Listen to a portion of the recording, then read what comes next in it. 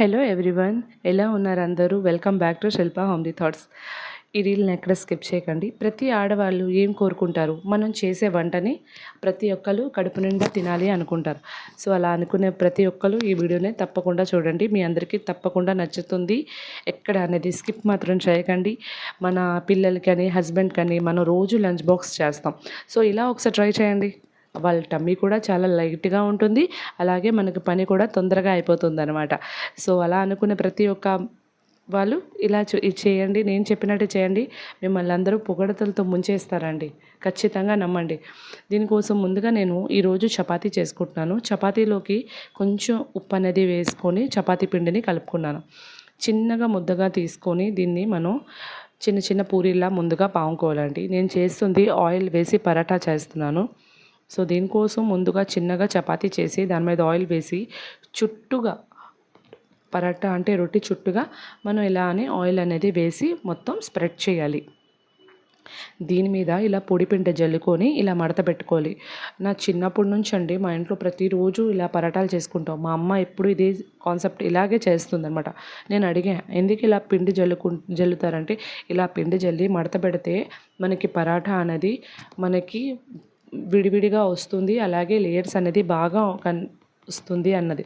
So అదే నేను కూడా అలాగే ఫాలో అవుతా. ఇలా మడత పెట్టుకున్న పరాటాని పిండిని ఇలా మళ్ళీ కొంచెం పొడిపిండి అనేది పైనుంచి ఇలా జల్లి మనం రొట్టెల కర్రతో ఇలాగా చపాతీగా చేసుకోవాలండి. ఒకసారి ఇలా ట్రై చేయండి. నేను చెప్పినట్టుగా ఎప్పుడు మనం రైసు, అన్నం, కూర ఇలా పెడతాం కదా, అలా కాకుండా అప్పుడప్పుడు ఇలా కూడా మనం చేస్తే వాళ్ళకి బాగుంటుంది, మనకు కూడా టైం అనేది సేవ్ అవుతుంది. ఇలా బాగా హీట్ ఎక్కిన పెనం మీద మనం చేసి పెట్టుకున్న ఇలా రొట్టెని పెనం పైన వేసుకుని చుట్టుగా అంచులు అనేది ముందుగా కాల్చాలండి. చూసినారా? ఫస్ట్ అంచులు అనేది కాల్చుకోవాలి. అంచులు అనేది కాలుస్తే రొట్టె అనేది ఆటోమేటిక్గా పొంగుతుందన్నమాట. ఈ విధంగా అనేది ముందు మనం రొట్టె చేసుకొని పచ్చిగా ఉన్నప్పుడే ఆయిల్ వేసుకొని మొత్తం పరాటా అనేది చేసుకోవాలి. దీని మీద ఆయిల్ అనేది వేసుకోవాలి. ఆయిల్ రాసింది కొంచెం వీడియో స్కిప్ అయినట్టుగా ఉంది. సో చూడండి, ఇలా పైనుంచి ఆయిల్ వేసుకొని ఇలా రొట్టె అనేది బాగా కాల్చుకోవాలి. ఇప్పుడు మనం కర్రీ ప్రిపేర్ చేసుకుందాం. దీనికోసం ఒక కడాయిలో ఒక కప్పు ఫూల్ మక్ని అనేది తీసుకున్నాం. ఈ ఫూల్ మక్ని మనకి ఎక్కడైనా దొరుకుతుందండి సూపర్ మార్కెట్లో. ఫస్ట్గా పచ్చిగా ఉంటుంది కాబట్టి మనం ఇలా చేతితో నొక్కినా అది పౌడర్ అవ్వదు. దీని తర్వాత 5 నుంచి 10 మినిట్స్ మనం మీడియం టు లో ఫ్లేమ్ మీద బాగా వేయించుకుంటే ఇలా పట్టుకుంటే చాలండి, పౌడర్ అయిపోతుంది. ఆ స్టేజ్ వచ్చేంత వరకు బాగా ఫ్రై చేసుకోవాలి. ఫ్రై అంటే ఓన్లీ కడాయిలో ఫ్రై అండి, ఆయిల్ ఫ్రై కాదు. మనం పన్నీర్ కూడా వేసుకుంటున్నాం. ఫూల్ మక్ని విత్ పన్నీర్ కర్రీ. పన్నీర్ ఎప్పుడైనా చేస్తే ముందుగా 10 మినిట్స్ మనం బాయిల్ వాటర్లో వేసుకోవాలి. ఇప్పుడు కర్రీ ప్రిపరేషన్ కోసం పచ్చిమిర్చి, ఉల్లిపాయ, అలాగే టమాటా, అల్లం, వెల్లుల్లి ఇవన్నీ వేసి జీలకర్ర వేసి మిక్సీ చేసి పక్కన పెట్టేసుకుందాం. ఇప్పుడు 10 మినిట్స్ తర్వాత మనం ఏదైతే వేడి నీటిలో మనం పన్నీర్ అయితే డిప్ చేసి ఉంచామో ఆ పన్నీర్ని చిన్న చిన్న పీసెస్గా చేసి ఆయిల్లో ఫ్రై చేసుకొని పక్కన తీసేసుకోవాలి. ఫ్రై అంటే మళ్ళీ ఎక్కువగా ఫ్రై కాదండి, ఎక్కువ ఫ్రై చేస్తే పన్నీర్ అనేది గట్టిగా అయిపోతుంది. ఇప్పుడు ఈ ఆయిల్లో కర్రీ కోసం స్టార్ట్గా ఫస్ట్ బిర్యానీ ఆకు, లవంగాలు, షాజీరా, అలాగే చిన్న పువ్వు ఉంటుంది కదా బిర్యానీ, అవలో వేసుకున్నవన్నీ మనం వేసుకోవాలి. దీంట్లో కొన్ని ఉల్లిపాయలు కూడా, ఒక ఉల్లిపాయ కూడా మనం కట్ చేసి పడేసానండి. ఇలా వేయించుకోవాలి బాగా. ఉల్లిపాయ కొంచెంగా లైట్గా బ్రౌన్గా వస్తుంది అన్నప్పుడు మనం ప్రిపేర్ చేసుకున్న ఏదైతే మసాలా ఉంది కదా మిక్సీ పట్టించుకుంది ఇవంతా వేసి బాగా ఫ్రై చేసుకోవాలి. ఫ్రై అవుతున్నప్పుడే కొంచెం తగినంత పసుపు, కారం, అలాగే ఉప్పు కూడా వేసుకొని బాగా కలుపుకోవాలి. ఆయిల్ మనం మసాలా రెడీ చేయడం కాదు, మసాలా మనం ఎంతగా ఫ్రై చేస్తామో మనం కర్రీ తిన్నప్పుడు మసాలా స్మెల్ అనేది రాదు. ఏ కర్రీ చేసినప్పుడు కూడా మసాలా అనేది బాగా ఫ్రై అవ్వాలి. దాంట్లోనే కొంచెం జీలకర్ర పొడి కూడా వేసుకున్నాను. ఇవన్నీ వేసుకొని లాస్ట్గా మనం కస్తూరి మేతి అనేది చేతితో బాగా క్రష్ చేసి వేసేసుకోవాలన్నమాట. ఇప్పుడు మనం ఈ పన్నీర్ క్యూబ్స్ అయితే మనం ఫ్రై చేసాం కదండి, ఆ పన్నీర్ క్యూబ్స్ కూడా మనం ఆయిల్లో ఫ్రై చేసింది ఈ కర్రీలో వేసేసుకోవాలి. వేసుకొని ఒక 5 మినిట్స్ కొంచెం కుక్ అవ్వనివ్వాలి.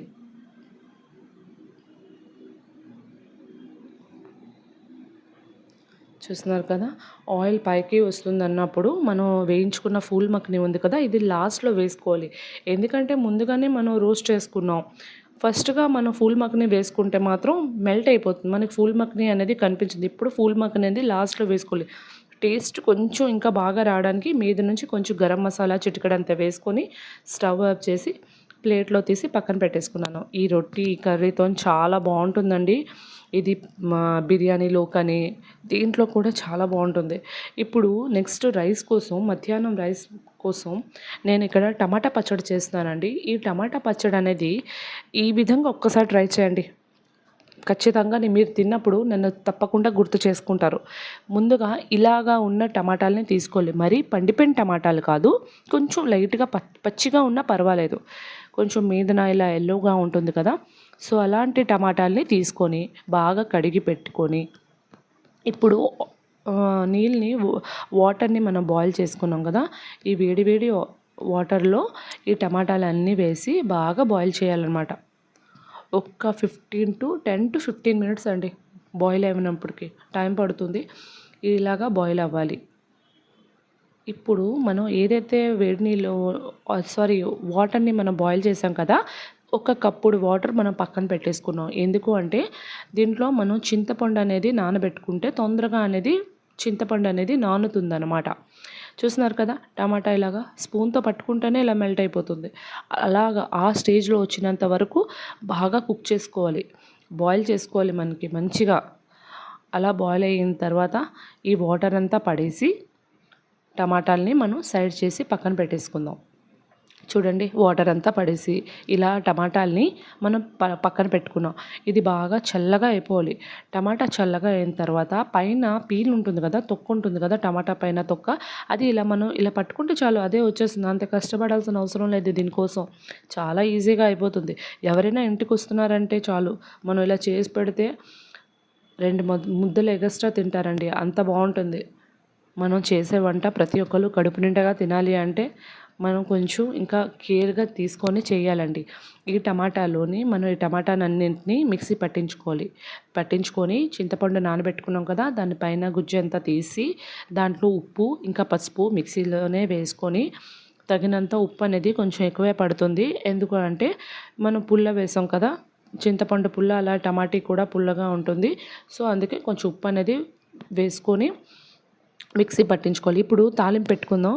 అదే బాండీలో కొంచెం ఆయిల్ వేసుకొని మినప్పప్పు, పచ్చిశనగపప్పు, ఎండుమిర్చి, వెల్లుల్లి, జీలకర్ర ఇవన్నీ వేసుకొని బాగా చిటపటమని కొంచెం కలర్ మారుతుందన్నప్పుడు మనం ఏం చేస్తామంటే ఈ టమాటా మనం ఏదైతే మిక్సీ పట్టించుకున్నాం కదా, ఇదంతా ఈ ఆయిల్లో వేసుకొని, ఈ పోపులో వేసుకొని బాగా కలిపి పెట్టుకొని ఒక 5 మినిట్స్ కలుపుకున్న తర్వాత మూత పట్టి పక్కన పెట్టేసుకోవాలన్నమాట. ఈ విధంగా వీడియో అనేది కొంచెం షేక్ అవుతుందండి. ఎందుకంటే నేనే వీడియో చేయాలి, నేనే పట్టుకొని చేస్తున్నాను కదా, సో అందుకే కొంచెం షేక్ అవుతుంది. ఇప్పుడు చూడండి, మూత తీసి చూస్తే ఆయిల్ అంతా పైకి తేలిపోయింది. టమాటా గుజ్జంతా దగ్గరగా అయింది. ఇలా అయిన తర్వాత దీన్ని ఒక బౌల్లో తీసుకొని పక్కన పెట్టేసుకుందాం. ఏ రోజు చేసామో ఆ రోజు కంట నెక్స్ట్ డే ఇది తింటే ఇంకా బాగుంటుందండి. వేడి వేడి అన్నంలో ఇలా చేసుకొని తినండి. ఎలా వచ్చిందో నాకు కమెంట్ చేసి చెప్పండి. Thank you so much for watching my video. Thank you అండి.